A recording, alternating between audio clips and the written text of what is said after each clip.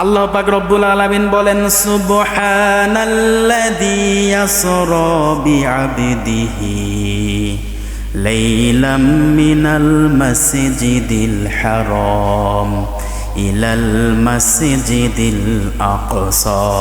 আল্লাহু আকবার। সূরা বানী ইসরাঈল 15 নম্বর পারা 17 নম্বর সূরার প্রথম নাম্বার উপর প্রথম নাম্বার আয়াতের প্রথম অংশটা তেলাওয়াত করলাম।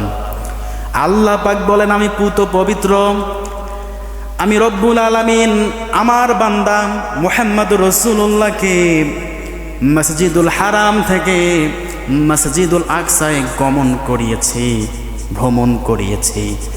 তার আশেপাশের পরিবেশটা ছিল বরকতময়। কিময়? বরকতময়। মসজিদুল হারাম থেকে, হেরেম শরীফ থেকে, হাজী সাহেবরা আছেন যারা মক্কায় হজ করতে গিয়েছেন, ওই হেরেম শরীফ থেকে আল্লাহ পাক তার বান্দাকে কোথায় নিলেন? মসজিদুল আকসায়, যেটা ফিলিস্তিনে অবস্থিত, জেরুজালেমে।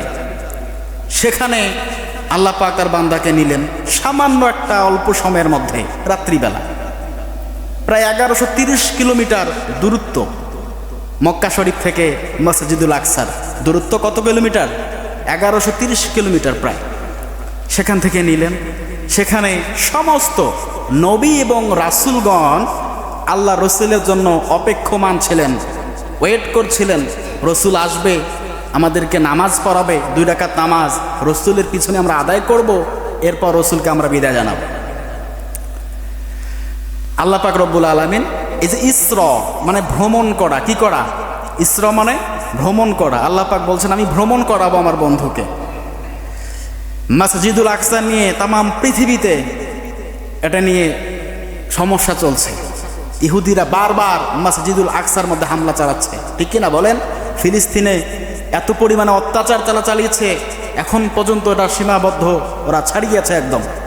ইহুদিরা এত পরিমাণে মুসলমানদের উপর হামলা চালাচ্ছে, কারণ ওই মসজিদটা আজকের মসজিদ নয়। ওই মসজিদ নির্মাণ করেছেন সুলাইমান আলাইহিস সালাতু ওয়াস সালাম স্বয়ং জিন দিয়ে। কি দিয়ে? জিন দিয়ে।